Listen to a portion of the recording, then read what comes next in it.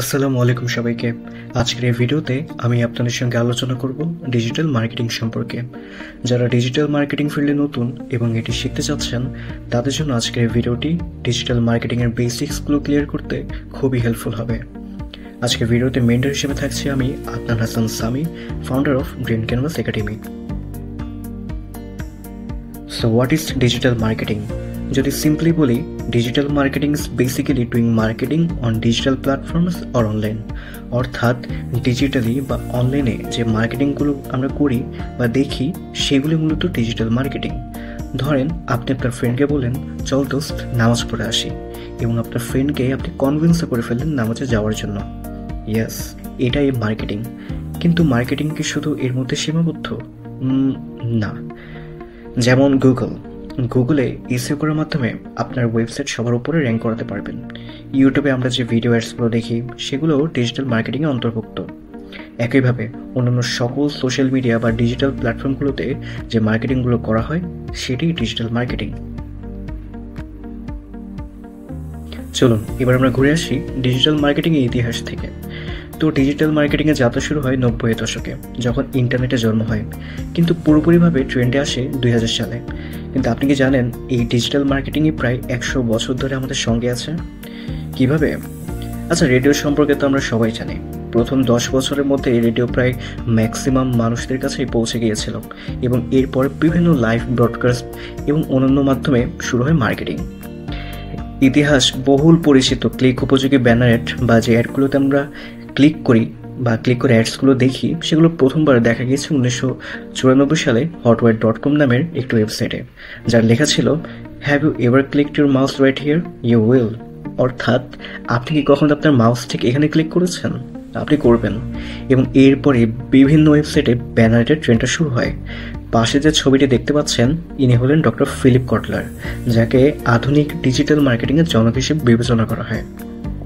আগেকার সময়ে এসবের পাশাপাশি বিলবোর্ড মার্কেটিংয়ের প্রচলনও খুব বেশি ছিল। তখন বিভিন্ন জায়ান্ট কোম্পানি যেমন BMW, অডি, এরা একে অপরের সঙ্গে কম্পিটিশন করতো এই বিলবোর্ড মার্কেটিং করে, যেটা মূলত অফলাইন মার্কেটিং। কিন্তু এখন আর তেমন অফলাইন মার্কেটিং দেখা যায় না। 20-এর দশকে গুগলের আগমনের সাথে সাথেই এই ক্ষেত্রটি গতি পায়। এসইও বা সার্চ ইঞ্জিন অপটিমাইজেশন এবং পিপিসি বা পে পার ক্লিকের মাধ্যমে সার্চ ইঞ্জিন মার্কেটিং জনপ্রিয় হয়ে ওঠে। এর ঠিক মাঝেই ফেসবুক এবং আইফোনের সূচনা হয়, যা মার্কেটিংয়ের মূল ফোকাস সোশ্যাল মিডিয়া এবং মোবাইল প্ল্যাটফর্মের দিকে ঘুরিয়ে দেয়। বর্তমানে ডিজিটাল মার্কেটিং পরিচালিত হচ্ছে আর্টিফিশিয়াল ইন্টেলিজেন্স, বিগ ডেটা, অটোমেশনের হাত ধরে। এর মূল লক্ষ্য হলো গ্রাহকদের ডেটা ব্যবহার করে প্রতিটি প্ল্যাটফর্মে অত্যন্ত ব্যক্তিগত অভিজ্ঞতার মাধ্যমে পণ্য ও সেবা প্রচার করা। চলুন এবার আমরা অফলাইন মার্কেটিং ভার্সেস অনলাইন মার্কেটিংয়ের পার্থক্যটা জেনে নিই। সাধারণত আমাদের চারপাশে যে মার্কেটিংগুলো করা হয় সেটা মূলত দুই ভাগে বিভক্ত: অফলাইন মার্কেটিং এবং অনলাইন মার্কেটিং। অফলাইন মার্কেটিংয়ের মধ্যে রয়েছে টিভি মার্কেটিং। টিভিতে আমরা যে অ্যাডভার্টাইজমেন্টসগুলো দেখি সেগুলো অফলাইন মার্কেটিংয়েরই অন্তর্ভুক্ত। একইভাবে সেম অ্যাডভার্টাইজমেন্ট যদি আমরা ফেসবুক, ইউটিউব বা ডিজিটাল কোনো প্ল্যাটফর্মে দেখি, সেটা হবে অনলাইন মার্কেটিং। একইভাবে নিউজ পেপার বা SMS এর মাধ্যমেও অফলাইন মার্কেটিং করা হয়। দি আদার হ্যান্ড, অনলাইন মার্কেটিংয়ের মধ্যে রয়েছে এসইও, কন্টেন্ট মার্কেটিং বা সোশ্যাল মিডিয়া মার্কেটিং, যেগুলো মূলত অনলাইনে ডিজিটাল প্ল্যাটফর্মেই করা হয়। বাট এটা কি পুরোপুরি ডিজিটাল মার্কেটিং?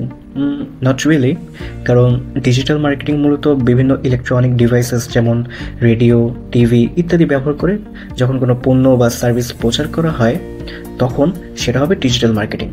তবে অফলাইন হোক আর অনলাইন, দুটোকে আমরা ডিজিটাল মার্কেটিংয়ের ক্যাটাগরিতে রাখতে পারি। সো ডিজিটাল মার্কেটিং মূলত কি সেটা আমরা জানতে পেরেছি। কোথায় কোথায় ব্যবহার হয় সেটাও মোটামুটি আমরা জানি। কিন্তু এই ডিজিটাল মার্কেটিং আপনি কেনই বা ব্যবহার করবেন? এর বেনিফিটসই বা আসলে কি? ওয়েল, এর আনসার আপনিও জানেন। বর্তমানে আমরা বেশিরভাগ সময় অনলাইনে ব্যয় করছি। প্রতিদিন প্রায় কোটি কোটি মানুষ সোশ্যাল মিডিয়া ভিজিট করছে। আর যেখানে মানুষ সেখানে প্রোডাক্ট, আর যেখানে প্রোডাক্ট সেখানে মার্কেটিং। সাধারণভাবে অফলাইনে আমি যদি কোনো দোকান নিয়ে বসি, তাহলে আশেপাশে অল্প কিছু মানুষই আসবে আমার দোকানে ভিজিট করতে।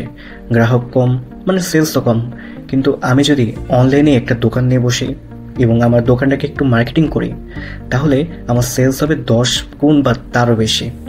যত বেশি ডিটেলড মার্কেটিং করব তত বেশি গ্রাহক পাওয়ার সুযোগ থাকবে, আর মানুষ বেশি মানে সেলসও বেশি।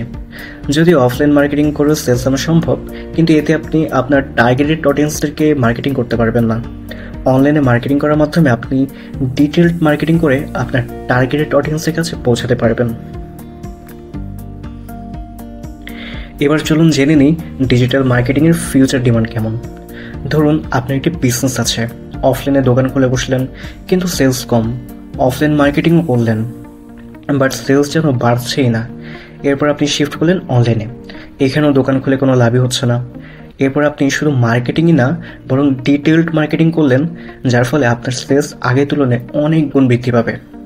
আপনার মতো বাকিরাও যারা অনলাইনে বিজনেস করতে চায় বা অফলাইনের পাশাপাশি অনলাইনে বিজনেস করছে, তারা অবশ্যই চাইবে তাদের সেলস অনেক আসুক, আর তখনই তারা ডিজিটাল মার্কেটিংয়ের মাধ্যমে সেলস নিয়ে আসবে।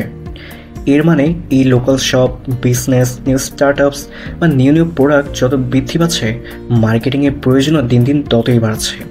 তাই ডিজিটাল মার্কেটিং ডিমান্ড কখনোই কমবে না, বরং বাড়বে। আপনি যদি একজন ডিজিটাল মার্কেটিং এক্সপার্ট হতে পারেন, তাহলে ক্লায়েন্টদের বিভিন্ন সার্ভিস প্রোভাইড করে, ফ্রিল্যান্সিং করে কিংবা এজেন্সি রান করা থেকে শুরু করে আর অনেক দরজা আপনার জন্য খোলা থাকবে ইনকাম জেনারেট করার জন্য।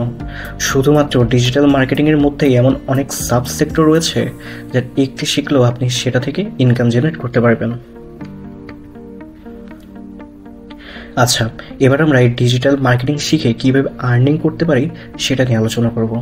তো প্রথমেই এই ডিজিটাল মার্কেটিং শিখে আপনি বিভিন্ন কোম্পানিতে as a digital marketing executive অথবা একজন এসইও স্পেশালিস্ট বা কন্টেন্ট মার্কেটার হিসেবে জব করতে পারেন। শুধু কি জবই করা যাবে? না, আপনি চাইলে ফ্রিল্যান্সিংও করতে পারেন। ফাইবার, আপওয়ার্কের মতো বিভিন্ন মার্কেট প্লেসে বা মার্কেট প্লেসের বাইরেও আপনি চাইলে ফ্রিল্যান্সিংয়ের মাধ্যমে আর্নিং করতে পারেন।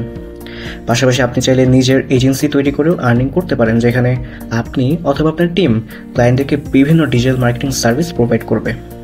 অথবা ধরুন আপনার কোনো প্রোডাক্ট আছে, সেটাও আপনি ডিজিটাল মার্কেটিংয়ের সাহায্যে সেলস নিয়ে আসতে পারবেন এবং আপনি চাইলে বাকিদের প্রোডাক্ট অ্যাফিলিয়েট মার্কেটিংয়ের মাধ্যমে সেলস এনে ইনকাম জেনারেট করতে পারবেন। এর মানে আর্নিংয়ের সুযোগ অনেক, কিন্তু বিষয়গুলো কি এত ইজি?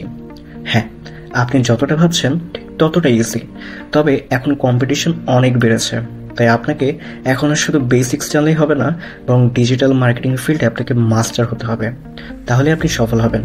তবে ডিজিটাল মার্কেটিং এমন একটা সেক্টর যেটা শিখে আপনি অন্তত বেকার থাকবেন না, যদি আপনার এই স্কিলটাকে আপনি ইফেক্টিভলি ব্যবহার করতে পারেন। এই সম্পূর্ণ স্লাইডসের পিডিএফ আপনি আমাদের টেলিগ্রাম চ্যানেল পেয়ে যাবেন। পাশাপাশি বিভিন্ন রিসোর্সেস এবং আপডেটস পেতে আমাদের টেলিগ্রাম চ্যানেলে যুক্ত থাকতে পারেন এবং আমাদের ফেসবুক কমিউনিটিতেও চাইলে জয়েন করতে পারেন। ধন্যবাদ সকলকে ভিডিওটি সম্পূর্ণ দেখার জন্য। পরবর্তীতে কোন বিষয়ে ভিডিও চান সেটা কমেন্ট করে জানাতে পারেন। দেখা হচ্ছে নেক্সট ভিডিওতে। আল্লাহ হাফেজ।